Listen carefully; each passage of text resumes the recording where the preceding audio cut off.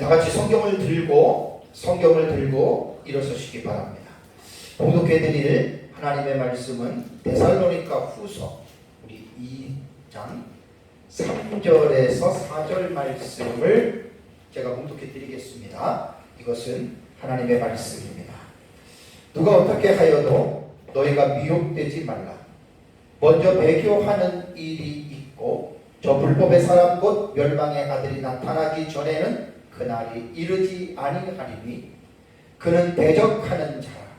신이라고 불리는 모든 것과 숭배함을 받는 것에 대항하여 그 위에 자기를 높이고 하나님의 성전에 앉아 자기를 하나님이라고 내세우느니라. 아멘. 네, 앉으시기 바랍니다. 예수 그리스도의 재림은 사람들이 만들어낸 공교한 이야기가 아닙니다. 성령의 감동으로 기록해 놓으신 하나님의 말씀인 성경에 분명하게 교훈하고 있다고 하는 사실입니다.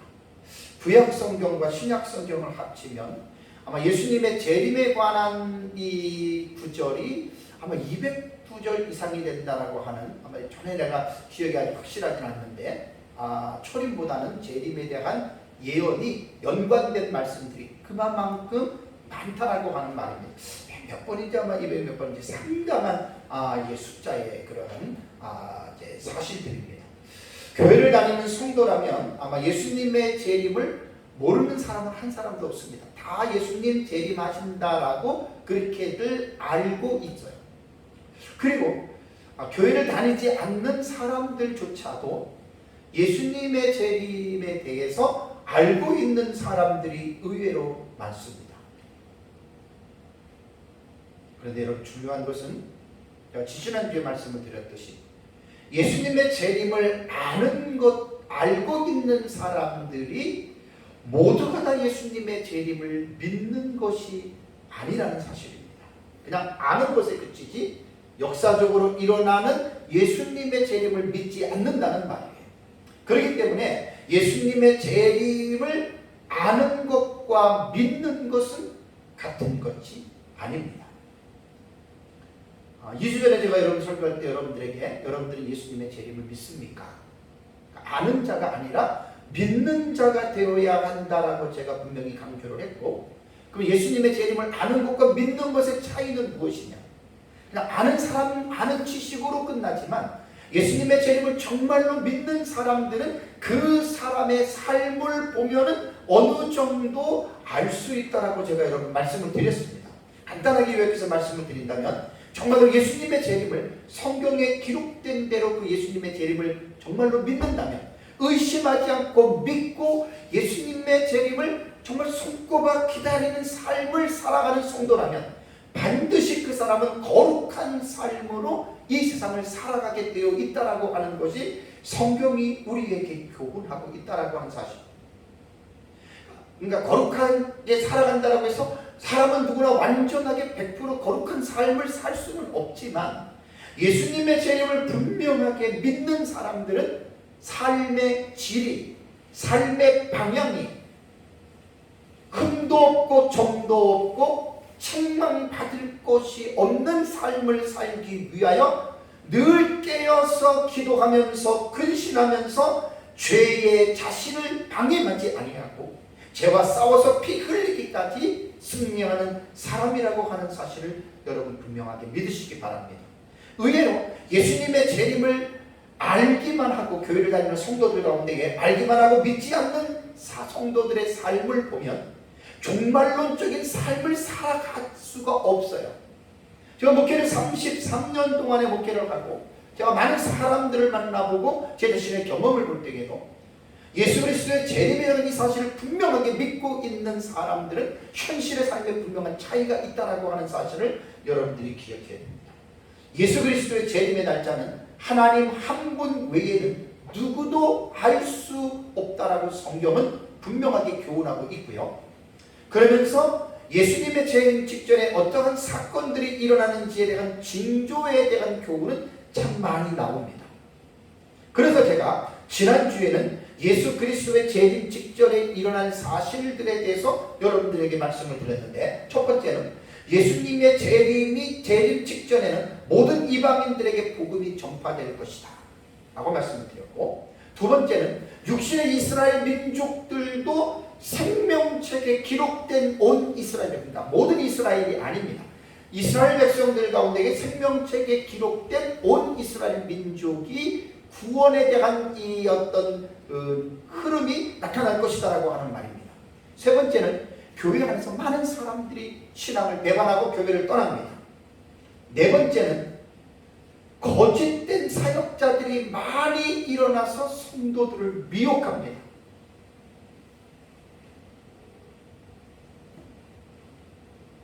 그래서 거짓 선지자들, 요즘으로 말하면 예수의 이름으로 선지자 노릇하고 예수의 이름으로 능력을 행하고 예수의 이름으로 귀신을 쫓아내는 그러한 예수의 이름으로 행했던, 그러면서도 예수님은 내가 너희를 도무지 알지 못한다라고 하는 이런 거짓된 목회자들과 사역자들이 많이 마지막 때에는 나타나기 때문에 특히 성도들은 목사라고 교회라고 무조건 따라가면 안 되고 무조건 믿어서는 안 된다라고 하는 사실을 꼭 기억해야 됩니다. 마지막 때가 되면 될수록 이러한 사람들이 점점 많아진다라고 하는 말이죠. 다섯 번째로 제가 말씀을 드릴 때 각종 재난이 일어나는데, 그 재난은 이제 마지막에 그 재난이 이제 시작이라고 말세에 대한 시작이라고 말씀을 했는데, 그 재난을 다섯 가지 말씀을 드렸습니다. 전쟁이 일어날 것이고, 그 다음에 기근이 있을 것이고, 그 다음에 각종 전염병이 있을 것이고, 지진이 있을 것이고, 하늘과 땅과 바다에 기이한 현상들이 나타날 것이다. 이 내용을 제가 지난주에 2시간 동안에 오전과 오후 예배 때에 여러분들에게 말씀을 드렸습니다. 자, 이번 시간에 설교할 내용은 예수 그리스도의 재림 직전에 이 세상에 불법의 사람인 멸망의 아들이 나타날 것이다 라고 하는 이 말씀에 대하여 여러분들에게 오늘 말씀을 드리려고 하는데, 본문을 보시기 바랍니다. 데살로니가후서 2장 3절 4절을 보면 지난주에도 말씀을 드렸지만, 누가 어떻게 하여도 너희가 미혹되지 말라. 먼저 배교하는 일이 있고, 이 지난주 설명했어요. 이 말이 뭐냐면 예수님의 재림 직전에 나타나는 분명한 사건이 뭐냐면, 배교한다라고 하는 말은 뭐냐면 주님을 배반하는 거예요.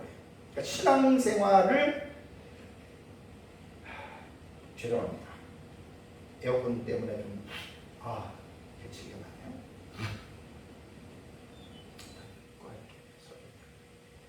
그러니까 배교라고 하는 말은 이제 신앙을, 교회를 떠나는 걸 말하는데, 단순한 어떤 그 소수의 무리들이 떠나는 게 아닙니다.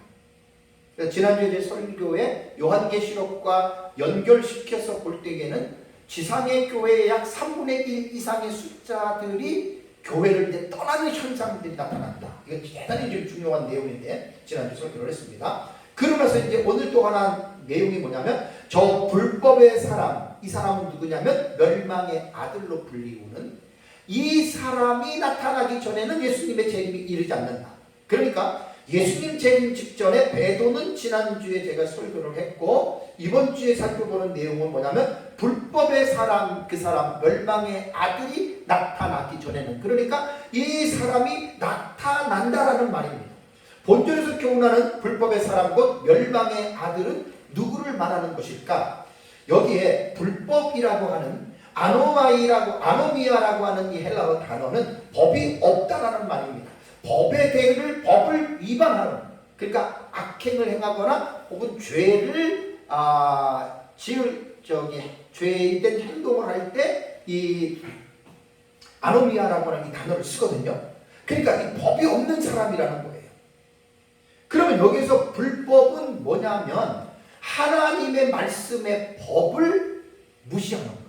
하나님의 말씀의 법을 위반하는 거예요. 그걸 이제 불법이라고 말하는 건데, 여기서 불법의 사람이라고 얘기를 했습니다. 인격적이죠. 불법의 사람은 초자연적인 또는 신비적인 국면을 띠고 있는 사람이에요. 왜냐하면 이 불법의 사람, 멸망의 아들은 현재는 숨겨져 있어요. 드러나지 않았어요. 근데 갑자기 정체를 드러낼 것이다. 근데 이 불법의 사람의 특징은 멸망의 운명을 지닌 자인데, 멸망이라고 하는 아플레이아라고 하는 헬라어 이 단어는 단순히 육체의 죽음의 멸망을 말하는 것이 아닙니다. 소망이 없는 지옥의 영원한 멸망을 의미합니다. 그러니까 이 불법의 아들, 이 멸망의 아들이기 때문에 이 사람을 통하여 많은 사람들이 영원한 멸망의 길인 지옥과 연관되어져 있는 사람이라고 하는 말입니다. 그래서 예수 그리스도의 재림 직전에 베드로와 함께 불법의 사람 곧 멸망의 아들이 나타난다. 그렇다면 이 불법의 사람 멸망의 아들은 누구를 가리킬까요? 종말론을 연구하는 학자들 거의 대부분이 이 사람을 하나님을 대적하는 사람, 그러니까 안티갓이에요. 안티갓, 하나님을 대적하는 사람, 그리고 안티크라이스트, 그리스도를 대적하는 사람, 이렇게 말을 하고 있습니다. 그래서 이 사람이 누구냐면은 바로 성경에는 적그리스도라는 말이 나옵니다. 적그리스도. 오늘 이제 설교의 제목이 적그리스도에 대한 설교입니다. 그러니까 예수님 재림 직전에 이 적그리스도가 역사 세계 속에 이 적그리스도가 등장할 것이다. 그런데 이 적그리스도는요, 이 적그리스도의 이 용어는 성경을 보면은 사도 요한만이 신약 성경에 사도 요한만이 4번 사용을 했습니다. 요한일서 2장 18절과 22절과 요한일서 4장 3절과 요한이서 1장 7절을 보면은 적그리스도라고 하는 용어가 나옵니다. 안티크리스토스, 안티크리스토이 뭐 이렇게 나옵니다. 그 단어에 대해서는 단수 복수이기 때문에 뒤에 제가 설명을 하겠습니다. 그러니까 적그리스도에 대한 이 표현은 구약 성경에도 상당히 많이 나오고 신약 성경에도 나오는데, 제가 연구한 바로 의하면 적그리스도에 대한 묘사는 구약 성경과 신약 성경을 합쳐서 17가지가 나옵니다. 이 내용은 오후 예배에 따로 제가 신구약 성경에 나타난 적그리스도의 17가지의 묘사에 대해서 오후 예배 때 제가 1시간 동안 이 적그리스도에 대한 용어에 대해서 제가 오후 예배에는 여러분들에게 말씀을 드리겠습니다. 첫 번째로 이제 살펴볼 것은 뭐냐면, 오늘 설교 제목은 적그리스도의 출현입니다. 적그리스도의 나타남입니다. 오늘 4절에 말한 것처럼 3절에 말한 것처럼 곧 저 불법의 사람과 멸망의 아들이 나타나기 전에는, 그러니까 나타난다는 말입니다. 그러니까 적그리스도의 이 출현에 대해서 오늘 설교 제목은 적그리스도의 출현이라고 하는 제목입니다. 첫 번째로 우리가 살펴볼 것은 적그리스도의 용어입니다. 자, 요한 1서를 한번 볼까요? 요한 1서 2장 18절을 보시면, 요한일서 2장 18절을 보시면, 아이들아 지금은 마지막 때라, 뭐라 그랬죠? 적그리스도가 오리라는 말을 너희가 들은 것과 같이 지금도 많은 적그리스도가 일어났으니, 이렇게 나온 거예요. 여기서 지금 적그리스도라고 하는 말이 나오잖아요. 적그리스도는 헬라어로 안티크리스토스예요. 안티크리스토스, 이게 적그리스도라고 하는 말입니다. 안티크리스토스, 헬라어로. 그러면 여기에서 안티크리스토라고 하는 이 용어, 적그리스도라고 하는 용어는 초기 기독교 문헌에서 최초로 요한서신에만 제가 나온다고 그랬잖아요. 이 내용을 보면은 4번은 단수로 사용이 되고 한 번 딱 복수로 사용이 됩니다. 4번이 단수고 한 번 복수입니다. 그러니까 여기서 적그리스도가 안티크리스토스라고 제가 말씀을 드렸는데, 이 적그리스도는 주후 1세기 후반에 처음 발견됐다 그래요. 그러니까 아마 이 용어를 학자들이 추측하기를 기독교인들이 기독교 문헌에서 나왔기 때문에 기독교인들이 이 안티크리스토스라고 하는 적그리스도라는 용어를 만들어낸 것이다 라고 이렇게 이야기를 합니다.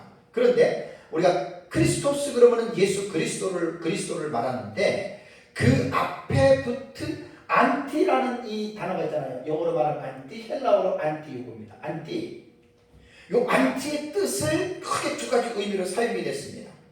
첫 번째는 뭐냐면 뭐뭐의 대신에입니다. 영어로 말하면 in the place of입니다. in the place of. 그러니까 뭐뭐의 대신에라고 하는 이 말은 뭐냐면 그리스도를 대신하는 자다. 그러니까 그리스도가 아니에요. 그리스도는 아니지만 그리스도의 자리에 앉아 있는 자인데 실제로 이 자는 그리스도를 대적하는 자. 그리스도를 대신해서 이제 이렇게 위상에서 앉아 있는 자다라고 하는 말이고, 두 번째 의미의 안티라고 하는 뜻은 뭐뭐에 반대하여라는 뜻입니다. 혹은 무엇을 적대한다라고 하는 뜻인데 영어로 말하면 against입니다.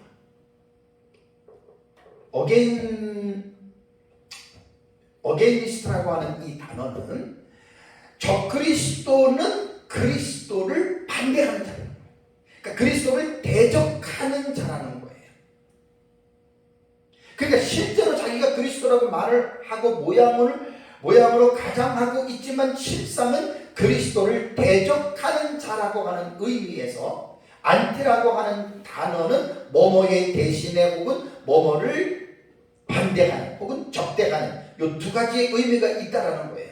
그래서 사실 이 두 가지의 의미 가운데의 두 번째 의미인 대적하는 자가 이제 적그리스도에 가장 적합하다라고 볼 수가 있습니다. 그러니까 여기서 말하는 요한일서 2장 18절에 나오는 적그리스도라고 하는 말은 뭐냐면 그리스도를 대적하는 자입니다. 그러니까 안티가 하나님을 대적하는 존재.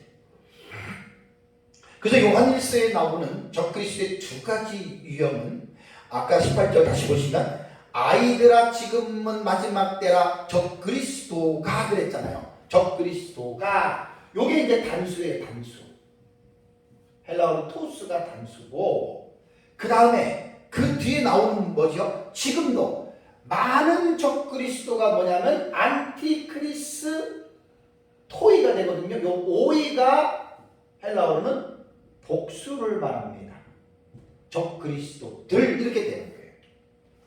그래서 우리말에는 많은 적그리스도니까 복수잖아요. 그렇죠? 그러니까 뭐 여기서 많은이라고 하는 숫자를 이제 강조를 했기 때문에 정말 많은 수이기는 합니다. 그래서 이제 여기에서 보면은 토스하고 토이라고 하는 이 헬라어 단어 어미를 보면은 주격 남성 단수, 주격 남성 복수입니다. 그게 한 사람이에요. 남성 한 사람이 그리스도를 대적하고 하나님을 대적하는 이 사람이 나타나는데 단수는 한 사람이지만 복수는 여러 사람들입니다. 그러니까 여기에서 어떻게 우리가 봐야 되냐면 이 18절에서 아이들아 지금은 마지막 때라고 하면서 적그리스도가 오리라는 말을 너희가 들은 것과 같이는 미래에 나타날 적그리스도를 말하는 거예요. 단수입니다. 그리고 뭐라고 또 얘기를 했냐면 지금도 많은 적그리스도가, 그러니까 사도 요한 시대에도 이런 적그리스도들이 많이 그 당시에도 존재했다.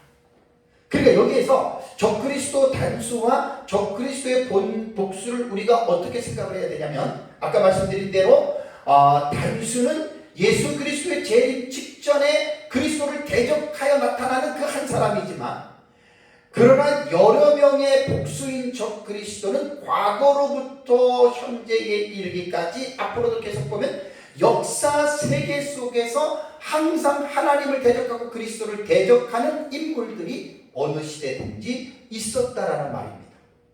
그러니까 여기서 복수로 사용된 많은 적그리스도는 적그리스도의 모형적인 인물로 보면 됩니다. 왜냐하면 적그리스도의 내용이 하나님과 그리스도를 대적하는데 성경을 연구하다 보면 예수님 재림 직전에 나타나는 이 적그리스도 단수, 단일 인물, 이 사람이 엄청난 인물입니다. 그러니까 에덴 동산에서 아담과 하와가 타락한 이후부터 사탄은 사람을 통해서 역사해 왔잖아요. 근데 계속해서 역사에 왔는데 마지막 때 예수님 재림 직전에 나타날 이 적그리스도 단수는 역사 세계 속에서 있어 왔던 모든 적그리스도들보다도 비교가 불가할 정도로 완전히 사탄의 그 능력이 그에게 나타나서 마지막 때에 엄청난 하나님의 교회를 대적하는 자라고 하는 그러한 말입니다. 그래서 적그리스도 영을 받은 사람들이 이제 이단 종파의 그 교주들 있잖아요. 그러니까 적그리스도의 영을 받아서 자기는 그리스도라고 말을 하지만 실제적으로 그는 그리스도를 대적하는 자들입니다. 이게 이단과 사이비들이잖아요. 그리고 이제 이것이 보면은 아까 제가 그 인더 프레이스 오브라 그랬잖아요. 무엇을 대신하여 그 자리에 앉은 이런 거지만 또 하나는 어게니스트로 볼 때에는 완전히 대적하는 전도관의 박태선이는 어땠습니까? 자기가 나중에 예수님을 욕하고 엄청난 말로 형용할 수 없는 신성모독을 했어요. 예수님에 대해서. 그리고 자기가 하나님이라고 천부승격시까지 한 사람입니다. 박태선이가. 이건 완전히 하나님과 그리스도를 대적하는 어게니스트입니다. 대적하는 자입니다. 그래서 이 적그리스도는 상당히 여러분 우리가 예수님 재림 직전에 이러한 인물이 역사 세계에 등장한다라고 하는 이 사실을 여러분 꼭 기억하고 있어야 되고, 만약에 우리 시대에 예수님께서 재림을 하신다면 재림 직전에 이러한 일이 먼저 역사 세계에 나타난다 그 말입니다. 배교하는 사건 나타나고 그 다음에 하나님을 대적하는 그리스도를 대적하는 이러한 적그리스도가 이제 나타난다 그 말입니다. 그렇다면 적그리스도의 계시는 데살로니가 후서에만 나타나는 게 아닙니다. 오후에 여러분들이 이제 설교를 들어보시면 알겠지만 구약 성경에 이 적그리스도에 대한 이 사실에 대해서 여러 군데서 언급을 하고 있는데요. 구약 성경에서 이스라엘을 대적하고 하나님의 심판을 받는 불경건한 민족들에게서 이 적그리스도들에 대한 이 내용들을 우리가 충분히 살펴볼 수 있습니다. 예를 들자면 창세기에 보면은 애굽이 근동 지방에 패권을 장악할 때가 있었잖아요. 그 다음에 이 패권이 점점 영원하지 않고 다른 민족으로 옮겨가죠. 애굽에서 아수르, 아수르에서 바벨론, 바벨론에서 메데와 바사, 바사에서 헬라, 헬라에서 로마 제국으로 세계의 패권은 넘어갑니다. 버튼이 넘어간다는 의미예요. 그 말. 완전한 권력은 옛날이나 지금이나 있을 수가 없습니다. 그러니까 이러한 제국들을 통해서 이러한 적그리스도의 하나님을 대적하는 일들이 구약시대에 있어 왔다는 말입니다. 그래서 특히 다니엘서를 보면은 2장과 7장과 8장과 9장과 11장과 12장을 보면 이 적기독의 제국들입니다. 적그리스도의 제국들. 이러한 내용들이 사실 다니엘서 2장, 7장, 8장, 9장, 11장, 12장에 나와 있는 거예요. 여러분 다니엘서는 단순히 다니엘과 세 친구가 우상에게 절하지 않고 음식을 안 먹고 그들이 하나님이 복을 주어서 충리가 되고 높은 고위 관리직이 되었다, 그것을 말하려고 하는 게 아닙니다.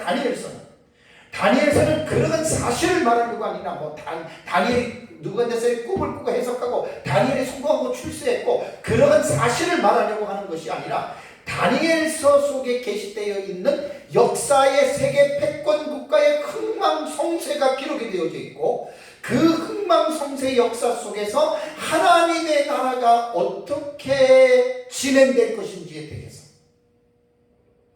그래서 다니엘서 2장과 7장과 8장과 9장과 11장과 12장은 종말론에 있어서 구약의 묵시록이라고 할 만큼 다니엘서가 가지고 있는 위치가 얼마나 중요한지 모릅니다. 그래서 종말론을 모르는 사람들은 다니엘서 2장, 7장, 8장, 9장, 11장, 12장의 깊은 의미를 모르고들 넘어가는 사람들이 너무나 많습니다. 그래서 제가 아까 말씀드린 대로 적그리스도인 계시들은 이제 오후 예배 시간에 구체적으로 제가 성경을 찾아가면서 말씀을 드리겠습니다. 다음에 이제 두 번째입니다. 적그리스도를 누구로 보느냐에 대한 입장입니다. 자, 역사적으로 적그리스도에 대한 안티크리스토스에 대한 단수입니다. 안티크리스토스에 대한 적그리스도에 관한 다양한 의견들이 있어 왔습니다. 초대교회 때에는 많은 사람들이 주장하기를 적그리스도는 메시아처럼 가장해서 아마 예루살렘을 지배하는 한 사람의 유대인일 것이라고 초대교회에는 그렇게 봤다라고 이렇게 역사가들의 책에 써 있어요. 다음에 초대교회 시절 로마 제국 시절에는 황제를 적그리스도라고 주장했던 그러한 사실들이 있었습니다. 자, 예를 들자면 로마의 5대 황제 이름이 네로였지요. 네로. 그런데 이 네로의 이름이 히브리어 철자로 계시록 13장에 보면 666이라고 하는 그 숫자가 나오죠. 그래서 네로 황제를 히브리음으로 이렇게 쓰게 되면 네론 카이사르라고 하는 이 단어가 나오는데 여기에서 철자 자체가 내포하고 있는 숫자들이 다 있습니다. 헬라어도 그렇고 히브리어도 그렇고. 그래서 그 히브리어의 숫자들을 딱 분석하니까 50, 200, 6, 50, 100, 60, 200 이것을 합치면 666이 돼요. 이거를 게마트리아 해석법이라고 하는데 숫자적으로 성경을 해석하는 방식인데 그래서 이제 네로가 바로 이제 적그리스도였다라고 이렇게 해석을 합니다. 그런데 이 해석은 요한계시록을 해석할 때, 사건을 해석할 때 과거주의 방식의 해석법이기 때문에 우리는 이 해석 방법을 수용하기가 힘듭니다. 동의하지 않습니다. 그리고 이제 종교개혁자들 다수는 적그리스도가 누구냐? 가톨릭의 교황이라고 종교개혁자들은 그렇게 이야기를 했습니다. 그런데 로마 교황을 적그리스도로 보는 데는 문제가 있습니다. 루이스 폴컵의 그 종말론에 대한 책에도 나와 있는데 루이스 폴컵도 적그리스도는 교황이 될 수 없다라고 이렇게 말을 했어요. 제가 보는 관점과 같아요. 왜냐하면 적그리스도는 성경을 연구하다 보면은요 종교적인 인물이 아닙니다. 정치적인 인물입니다. 사실 종교적인 인물은 요한계시록 17장에 포르네로 명시된 음녀입니다. 음녀. 그 음녀가 이제 종교적인 인물로 대처가 되고 여기에서 음녀의 무리는 당연히 로마 카톨릭으로 우리는 보는 것이 훨씬 더 옳은 해석입니다. 그래서 교황은 음녀의 큰 어미라는 말이 나오거든요. 17장에. 그러니까 음녀의 수장이 누구냐면 그게 로마 교황이고 그 음녀에 대한 부분은 나중에 내가 설교할 때 좀 더 자세하게 여러분들에게 말씀을 드리겠습니다. 그러니까 종교개혁자들이 보아왔던 교황이 적그리스도라고 하는 말은 그 시대에는 어느 정도 통용이 되어졌을지는 몰라도 사람들에게 인정을 받을지는 몰라도 지금 이 시대에는 거의 적그리스도를 교황으로 보지 않습니다. 그래서 정치적인 단일 인물로 이제 보는 것이 훨씬 더 낫다는 말이죠. 자, 사도 요한이 말하는 적그리스도는 인류 종말에 등장하는 단일 인물로서 이제 정치적인 인물인데 왜 제 이 말을 하냐면 요한계시록 13장을 딱 읽어보세요. 13장 1절부터 10절까지. 그게 바로 적그리스도에 관한 계시이거든요. 그래서 요한계시록에는 바다에서 올라오는 짐승이 1절부터 10절까지 나오고 그 다음에 땅에서 올라오는 짐승이 1절부터 18절까지 끝까지 나옵니다. 그러니까 계시록 13장은 두 짐승이 출현을 예고하고 있는데 바다에서 올라오고 땅에서 올라오고 그래서 바다에서 올라오는 이 짐승을 우리는 적그리스도로 보고 땅에서 올라오는 짐승을 거짓 선지자로 봅니다. 계시록 이제 19장을 가보면 이제 이름들이 다 그렇게 나와 있습니다. 그래서 바다에서 올라오는 이 짐승을 적그리스도로 보는데 이 자는 정치 권력을 잡은 자, 또 세계의 제국과 연관된 정치적인 인물이라고 하는 것을 우리는 꼭 기억을 해야 됩니다. 그 다음에 이제 땅에서 올라오는 짐승은 거짓 선지자인데, 이 거짓 종교, 거짓 예언과 연관된 자로서 읽어보면, 13장을 자세히 읽어보면, 이 땅에서 올라오는 짐승의 거짓 선지자는 바다에서 올라오는 적그리스도의 하수인 노릇을 하는 거예요. 하수인. 그러니까 세상의 모든 종교를 지배하고, 이제 그 7번째 제국의 2인자가 되는 거죠. 거짓 선지자. 한간에 세계 단일 정부 혹은 단일 대통령이 등장할 것이라고들 주장하는 사람들이 있습니다. 이런 사람들은 신세계 질서를 추구하는 사람들이거든요. 틀린 부분 많습니다. 위험한 부분들이 많습니다. 앞으로 물론 단일 국가, 단일한 법, 그 다음에 단일한 화폐, 단일한 용어들, 전 세계가 추구하고 있는 것은 틀리지 않습니다. 이제 세계가 권역별로 나누어져서 이제 보통 한 나라가 아니라 보통 5나라, 10나라 이렇게 권역별로 지금 이제 세계의 정치적인 구도가 지금 재편되고 있잖아요. 자, 이렇게 지금 재편되고 있는데 실제적으로 여기서 이제 어떻게 보면 점점 해서 바운데리를 넓히다 보면은 하나가 되다라고 하는 말도 나오겠죠. 충분히 유추 가능한 해석입니다. 하나가 되고 단일 정부가 되고 우리 세계가 하나가 되자 이렇게 될 수가 있지만 성경을 연구하다 보면 이 세상이 멸망 심판 받을 때까지 단일 국가는 단일 정부는 될 수가 없습니다. 왜냐하면 요한계시록을 보면 후 3년간 대환란이 시작될 때 유브라데 전쟁이 일어나는데 4대 열강의 전쟁이거든요. 요 후 3년간이 끝나면 예수님 재림하는 거예요. 그러니까 세계가 하나로 단일로 하나의 국가가 됐다면 왜 전쟁을 하겠습니까? 그러니까 하나의 단일 국가로 되자라고는 나름대로 추진은 하겠지만 단일 국가는 절대로 형성되지 않습니다. 그래서 이제 4대 열강의 전쟁을 통해서 후 3년만이 지나면 예수님 재림와서 세상은 불로 심판을 받는 거예요. 그렇기 때문에 우리는 이런 부분에 대해서 우리는 이제 받아들일 수 없다라고 하는 말입니다. 그래서 적 그리스도는 로마의 교황이나 그런 게 아니고 바로 정치적인 인물이다. 자, 세 번째 말씀드릴 것은 적 그리스도의 출현 시기입니다. 자, 적 그리스도가 언제 그러면 나타날 것인가? 근데 종말론 신학에 보면 이제 크게 보면 두 갈래잖아요. 역사적 전천년과 부천년. 역사적 전천년에서 세대주의가 분화되고 무천년에서 후천년주의가 분화가 됐거든요. 크게 말하면 딱 전천년과 부천년 지금까지 나타난 종말론 사상은 두 가지입니다.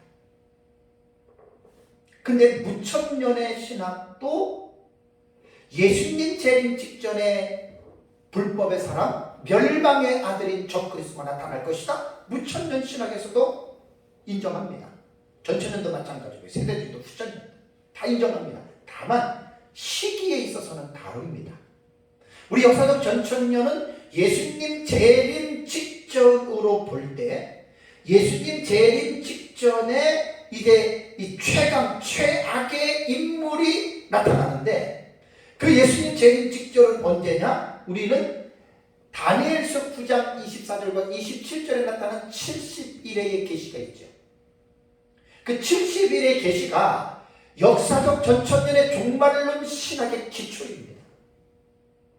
그러니까 역사적 전천년은 요한계시록을 해석할 때 그냥 근거 없이 무조건 해석하는 게 아닙니다. 근거 없이 무조건 역사적 전천년을 해석하는 게 아니라 그 신학적 기초, 요한계시록을 해석해 나가는데 구약적인 신학적 배경을 다니엘서 9장 24절과 27절에 나오는 70일의 계시에 이 신학적 기초를 둔다는 거예요. 그래서 70일의 계시를 잘 해석하다 보면 한 일회가 남거든요. 그러니까 69일에까지는 이미 예수 그리스도의 십자가에 죽으신 것 부활로 다 이루어진 것을 69일회로 봐요. 그리고 나머지 한 일회는 그것이 이루어졌느냐 아직 이루어지지 않았냐, 이게 이제 종말론 신학적 입장의 차이인데 무천년은 70일에가 이미 다 AD 70년까지 다 이루어졌다라고 믿는 것이 무천년이고, 또 무천년의 한 부류는 아직 한 일회 중에 후삼년 반이 신약시대에 남아있다, 이렇게 해석하는 사람도 있어요. 권성수 교수님이 무천년인데 그분은 또 희한하게 그렇게 해석을 하더라고요.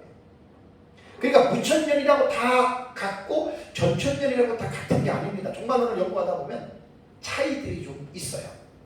그래서 우리 역사적 전천년의 이 종말론 신학의 기전은 다니엘서 9장 24절과 27절에 나타난 70일의 계시에 우리는 기초해서 요한계시록을 풀어나가는데, 나머지 남은 한 일회가 아직 우리는 이루어지지 않았다.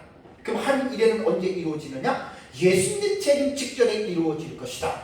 그래서 예수님 재림 직전에 한 일회 7년 동안에 일어나는 사실이 계시록 6장과 19장의 약 44가지의 사건을 통해서 7년 동안에 일어날 것이다. 이렇게 얘기를 하면 지식이 좀 부족한 사람들, 세대주의 아니야, 이렇게 얘기를 하는데 세대주의가 아닙니다. 세대주의가 7년 대환란을 이야기했다고 해서 우리가 역사적 전천년하고 같은 게 아니에요. 내용을 들어가면 많이 다릅니다.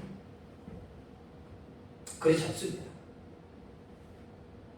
그래서 우리는 적그리스도의 출현이 언제냐? 예수님 재림 직전의 한 일에 우리는 7년이라 기간을 보는데, 세대주의는 7년 전체를 대환란으로 보지만 우리 역사적 전천년은 7년 전체가 대환란이 아닙니다. 후삼년 반이 대환란입니다. 그리고 한일의 해석법이 세대주의와 역사적 전천년은 많이 달라요. 정말 너무 많이 달라요. 한국에 있는 역사적 전천년주의자들의 문제점이 뭐냐면 70% 이상이 70-80% 이상이 세대주의와 역사적 전천년에 구분을 못해요. 지금 그렇습니다. 너무너무 좀 안타까운 일입니다. 짬뽕이 돼 있어요. 세대주의와 역사적 전천년. 다른 부분 많습니다. 역사적 전천년과 세대주의는 다른 부분 너무 많습니다. 왜냐하면 세대주의가 역사적 전천년에서 나왔기 때문에 세대주의가 역사적 전천년의 종말론의 신학의 틀을 가지고 간 거예요. 그리고 잘못된 것으로 나름대로 각색한 게 이 세대주의 종말론이에요. 아셔야 됩니다. 그래서 우리 역사적 전천년은 예수님 재림 직전의 한 일회의 기간으로 본다. 자, 다음에 네 번째, 적그리스도의 출현의 이유입니다. 왜 여러분 적그리스도가 나타날까요? 왜 적그리스도가 나타나야만 할까요? 그 이유를 알아야 될 거 아니에요? 여러분, 우선 적그리스도는 하나님을 대적하고 그리스도를 대적하는 자예요. 이 자는 누구냐면은 아까 성경에 보면은 이 적그리스도는 사탄의 영을 받은 자입니다. 그러니까 42달 동안 강력하게 역사하는 그 사탄의 영을 받은 자이거든요. 그러면 사탄의 화신이라고 하는데, 사탄은 자신이 언제인지는 모르지만 예수 그리스도에 의해서 심판을 받을 것을 사탄은 분명히 알고 있습니다. 이 계시가 창세기 3장 15절의 원시복음이 여인의 후손이 뱀의 후손의 머리를 짓밟는다. 이 히브리어로 슈프입니다. 박살내는 겁니다. 완전히 끝장내는 겁니다. 창세기 3장 15절 원시복음에 나타난 이 계시에서 사탄은 알고 있는 거예요. 여인의 후손인 예수 그리스도가 자기들을 완전히 멸망시킬 것이다.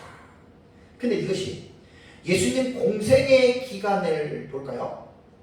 예수님 공생의 기간을 보시면 마태복음 8장을 잠깐 가보세요. 마태복음 8장 28절과 29절. 마태복음 8장 28절과 29절을 보면, 또 예수께서 건너편 가다라 지방에 가심에 귀신 들린 자들이 무덤에서 나와서 예수를 만났습니다. 그들은 몹시 사나워 아무도 그 길로 지나갈 수 없을 지경이었는데, 그들이 귀신이 그 귀신 들린 자 속에서 소리를 지릅니다. 어떤 소리를 지릅니까?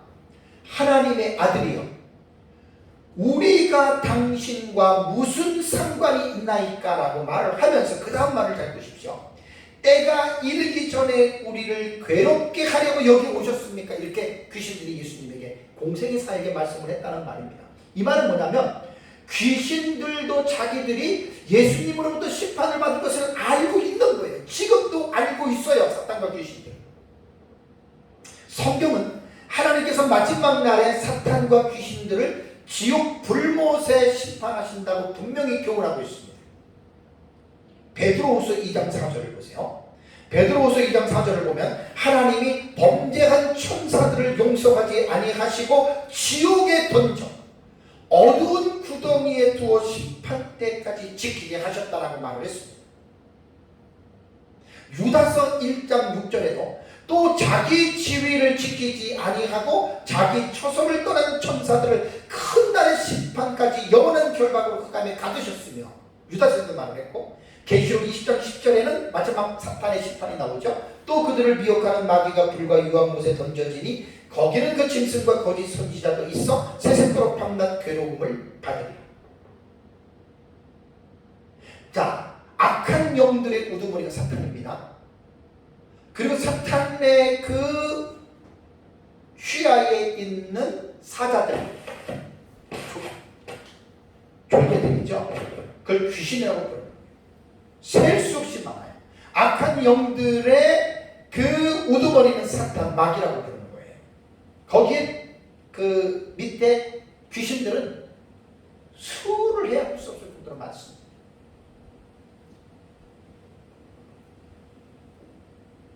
이들이 성경에는 명확하게 나오지 않지만 원래 사탄과 귀신들은 원래 천사탄과 그 휘하에 있는 사자들이 천사들이었어요. 근데 하나님처럼 높아지려고 하다가 하나님으로부터 저주를 받아서 이 땅으로 쫓겨난 게 그게 사탄과 귀신들이란 말이에요. 상당히 좀 어려운 내용이에요. 자칫 잘못 풀어가면 좀 이상하게 풀려질 수 있는 그런 주제인데 어쨌든 그렇게만 알고 있으면 됩니다.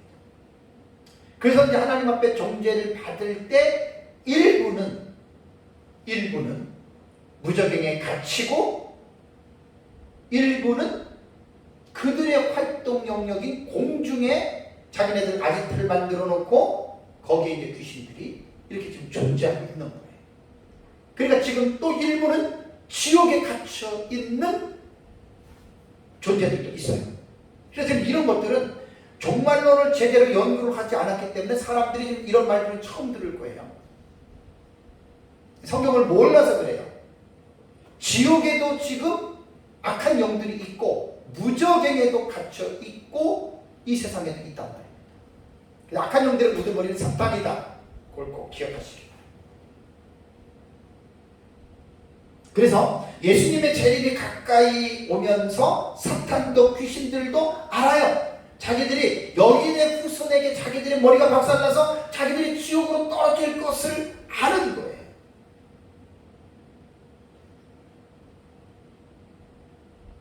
적그리스도가 출현하는 이유는 데살로니가 후서 2장을 가보세요.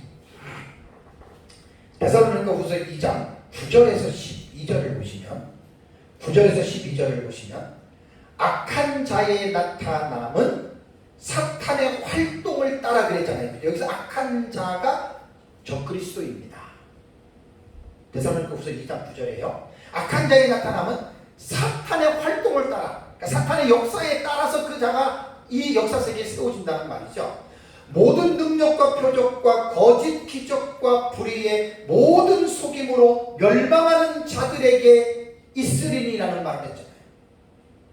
이는 그들이 진리의 사랑을 받지 아니하여 구원함을 받지 못함이라고 말을 했습니다. 자, 중요한 것은 뭐냐면 9절입니다. 9절과 10절입니다. 적그리스도에 나타나면 사탄의 활동을 따라서 나타나는데 그가 나타나서 모든 능력과 표적과 거짓 기적과 불의의 모든 속임으로 불신자들은 당연히 이 휘하의 안에 들어가고 하나님의 교회 성도들을 적그리스도를 통해서 사탄이 마지막 때에 엄청난 핍박과 박해를 한다라고 하는 사실을 여러분들이 꼭 기억을 하셔야 돼요. 왜냐하면 우리 시대에 예수님이 재림한다면 이 사실을 우리는 겪어야 될 사람들입니다. 그래서 다섯 번째, 적그리스도가 하는 일입니다. 적그리스도는 출현 역사세계에 나타나서 어떤 일을 할 것인가. 이레네우스부터 4세기 초까지의 기독교 문헌에 나오는 적그리스도의 주요한 특징을 데이비드 아우레는 7가지로 묘사를 했습니다. 그의 주석에서. 첫 번째는 적그리스도는 사탄의 대리인이다. 두 번째는 속이는 자다. 세 번째는 거짓 표적들과 이적을 행한다. 네 번째는 극히 악하다.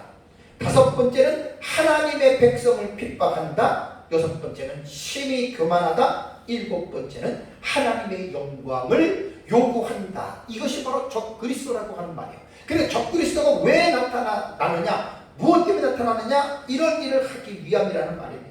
적그리스도는 사탄의 화신입니다. 화신이라고 하는 우리말의 의미는 추상적인 특질이 구체화되고 유형화된 거예요. 그러니까 뭔가 말로 형용할 수 없는 무엇이 인간이 무엇으로 볼 수 있도록 명확하게 그것이 나타난 것, 이게 화신이라는 말입니다. 자, 사탄은 영적인 존재이기 때문에 인간의 눈으로 물리적으로는 사탄을 우리가 규정할 수가 없죠. 근데 이 영적인 존재인 사탄이 인간을 통해서 인간의 육체 속에서 사탄이 분명하게 유형화되었다. 그러니까 이거 조금 비교하기가 애매한데, 성육신이 뭐죠? 인카네이션. 화육강세가 뭐죠? 하나님이신 성자 예수께서 사람의 몸을 입고 이 세상에 왔다. 그게 화신이에요, 화신.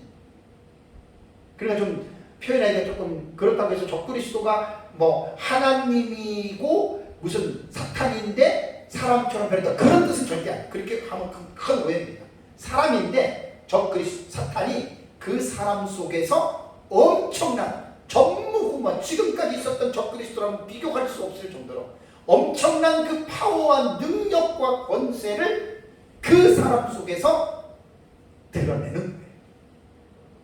이게 바로 여러분 적그리스도에게 대한 이 부분입니다. 그래서 예수님의 재림이 가까워지면 사탄도 최후의 이제 발악을 하면서 자기의 말을 들을 수 있는 한 사람을 선택해. 그게 바로 안티크리스토스, 적그리스도, 사람인데. 그 적그리스도는 사탄의 하수인입니다. 하수인이라고 하는 우리말의 의미는 남의 밑에서 부하노릇하는 거예요. 그게 하수인입니다. 자, 그럼 두 가지만 제가 말씀을 드리겠습니다. 세 가지. 너무 지금 무서운 말이에요. 적그리스도는 많은 사람들을 지옥으로 끌고 가는 자다. 여러분, 이게 되게 중요한 말입니다. 많은 사람을 지옥으로 끌고 갑니다. 그래서 그 적그리스도 속에서 사탄이 지옥으로 끌고 가는 거예요. 근데 이제 이것은 좀 설명이 많이 필요한데, 이 시간에는 뭐 많이 제가 말씀을 드리지 못해도 결론적으로 말씀을 드리면, 계시록 6장 7절과 8절을 보십시오. 넷째 인을 떼실 때에 내가 넷째 생물의 음성을 들으니 말하되 오라 하기로 내가 봄에 청황색 말이 나오는데 그 탄자의 이름은 사망이니 음부가 그들을 따르더라, 이렇게 말을 나왔죠. 그죠? 넷째 인에 나타난 청황색 말의 계시는 우리는 적그리스도로 봅니다. 그러니까 요한계시록은 해석으로 딱 들어가면 거의 다 달라요. 똑같을 수 없어요. 제가 정리한 요한계시록에 보면은 넷째 인을 뜰 때 청황색 말은 적그리스도인데, 말탄자의 이름이 나나투스입니다. 사망입니다. 사망. 기수가 사망의 이름이, 그리고 그 뒤에 음부가 그들 단 하데스, 음부, 지옥입니다. 그러니까 이 세상에서 가장 큰 재앙 중에 하나가 뭐냐? 적그리스도의 출현이에요. 사탄의 화신이라고 그러죠.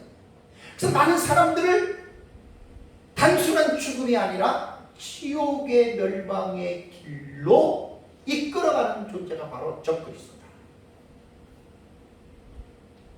아주 무서운 말이죠. 두 번째는 뭐냐면, 이 적그리스도는 어떤 일을 하냐면 자신이 하나님으로서의 경배를 받습니다.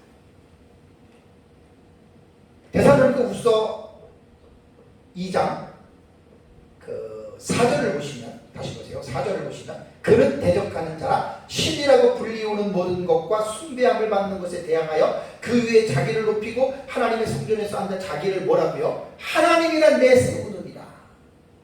자, 하나님이란 내 세우느니라라는 말을 했습니다. 이런 존재이기 때문에 바울은 그를 가리켜서 불법의 사람, 멸망의 아들로 호칭한 것입니다. 하나님의 법이 없는 무법한 자입니다. 악한 자입니다.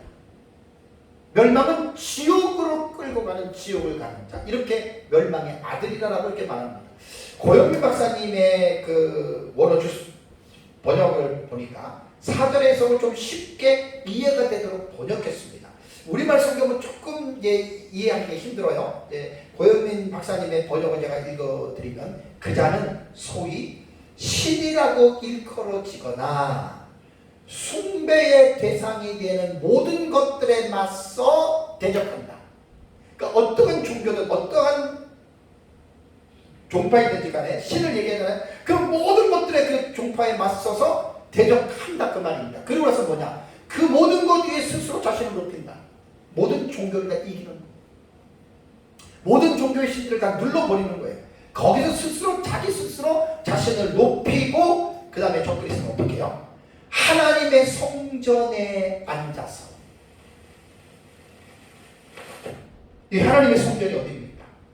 우리는 지금 이스라엘 예루살렘으로 봐야 됩니다. 종말은 거기서부터 다 이루어지기 때문에. 그래서 하나님의 성전에 앉아서 자신을 신으로 나타내고 있다. 거기서 경배받는 거예요, 적그리스도.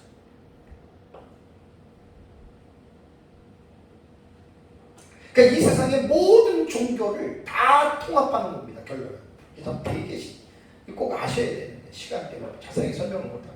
자, 계시록 13장 12절을 보면은, 그가 먼저 나온 짐승의 모든 권세를 그 앞에서 행하고 땅과 땅에 사는 자들을 처음 짐승에게 경배하게 하니 곧 죽게 되었던 상처가 나은 자니라 그랬죠.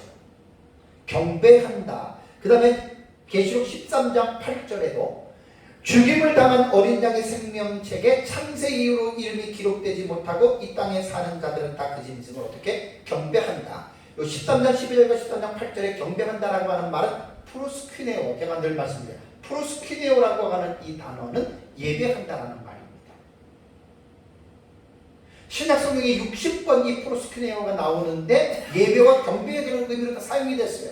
그러니까 지금 불법의 사람 멸망의 아들인 이 적그리스도가 하나님의 성전에 앉아서 모든 종교를 다 눌러버리고 자기가 하나님으로 예배를 지금 받고 있다, 그 말이에요. 이것이 어떤 거냐면, 사탄이 그 사람 속에 들어가서 모든 사람들을 지옥으로 끌고 가기 위해서 그 일을 지금 벌이고 있는 거예요. 인류 종말에는 기독교를 제외하고 모든 종교가 통합합니다. 이게 일신교가 됩니다. 일신교라고 하는 말은 뭐냐면 정통 기독교를 제외한 모든 종교들이 하나가 된다는 말이에요. 적 그리스도를 하나님으로 믿는 종교로 바뀌어진다는 말입니다. 이 종교 통합은 이단과 사이비들조차도 지금 계속 주장하고 추구하고 있는 무브먼트 중에 하나입니다.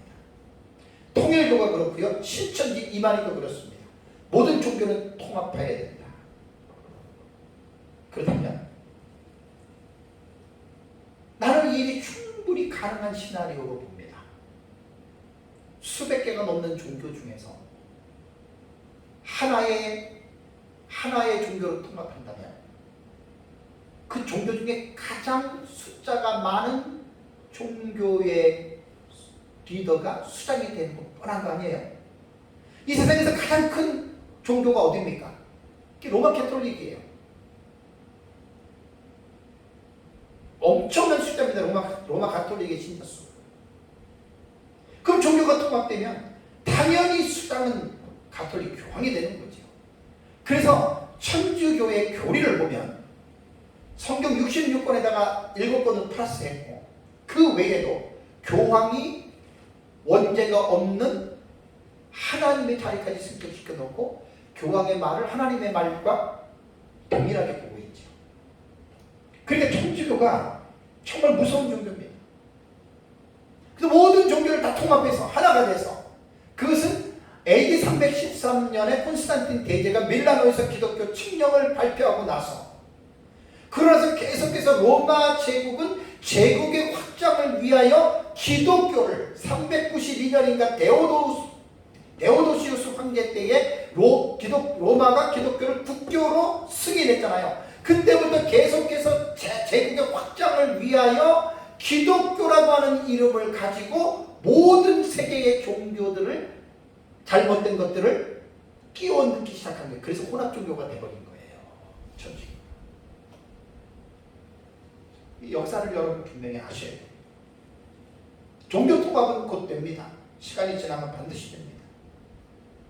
그 다음에 세 번째, 이 적그리스도가 하는 일은 교회와 성도들을 박해하고 죽입니다. 자, 이제 자기가 하나님으로 경배를 받는데 노라고 경배하지 못한다라고 하는 대상은 딱 한 부류밖에 없어요. 유일신을 믿는 기독교인밖에 없습니다.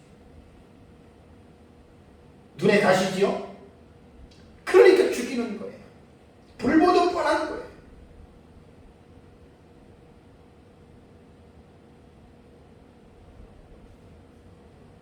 끔찍한 일입니다. 이거는 말세에 살아가는 그리스도인들은 꼭 기억해야 됩니다.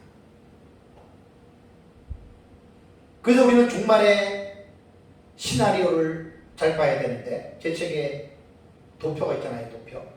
도표에 보면 이제 후 3년반에 들어가면서 적그리스도를 경배하는 자는 죽입니다.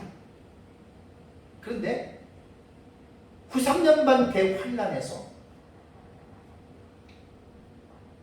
대환란에 빠지지 않고 하나님의 보호하시는 예비처에 들어가는 사람들이 있다 그랬죠. 그리고 예비처에 못 들어가는 여자에 남은 자손들이 있어요. 계시록에 보면 딱 두 부류가 나와요.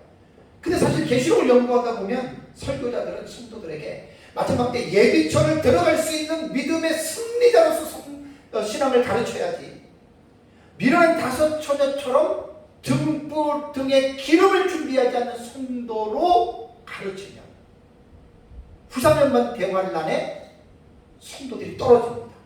거기서 죽임을 당하는데, 자, 계시록 13장을 가보세요. 13장에 세 군데가 나옵니다.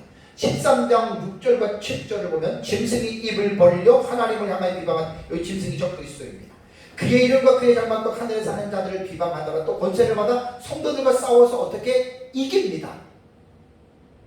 순간적으로는 이기게 됩니다. 전체적으로는 승리가 아닙니다.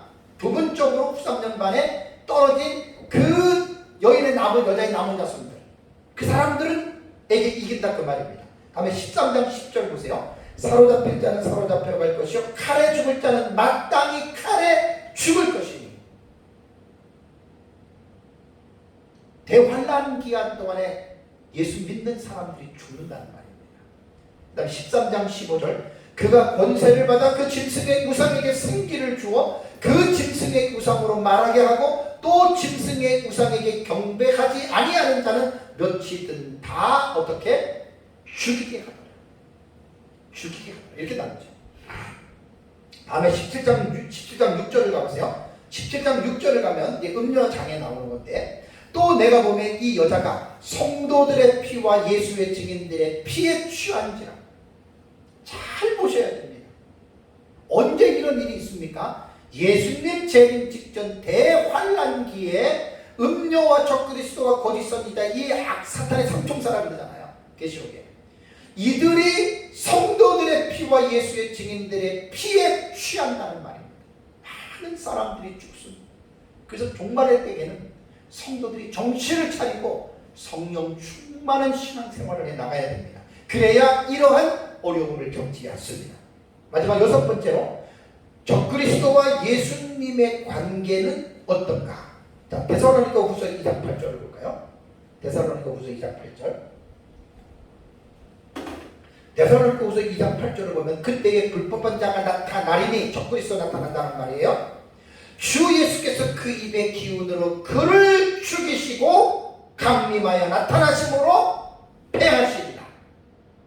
데살로니가 후서 2장 8절에 이 예언이 어디에서 성취가 되냐면 계시록 19장을 볼까요? 계시록 19장 19절에서 20절을 보시면, 원래 참고적으로 계시록 19장 11절부터는 예수님의 재림하시는 모습을 설명한 장이거든요. 하늘에서 100만을 타고 내려오고 100만을 탄 하늘의 군대들이 내려와서 아마겟돈에 모여있는 지상의 군대들을 심판하잖아요. 이게 아마겟돈 전쟁이에요. 전쟁이라기보다는 재림하시는 예수 그리스도께서 아마겟돈을 심판하는 겁니다. 이렇게 본문은 사실 읽으셔야 돼요. 거기서 19절과 20절 볼까요? 또 내가 보매 그 짐승과 땅의 임금들과 그들의 군대들이 모여 그 말탄 자와 그의 군대와 더불어 전쟁을 일으키다가 20절 짐승이 잡히고, 이 짐승이 바로 적그리스도예요. 13장 바다에서 올라온 짐승을 말하는 거예요. 이게 바로 적그리스도예요. 안티크리스토스예요. 단수. 그 다음에 그 앞에서 표적을 행하던 누구도 거짓 선지자도 함께 잡혔으니, 거짓 선지자는 계시록 17장 11절부터 18절에 나오는 땅에서 올라오는 짐승이 거짓 선지자입니다.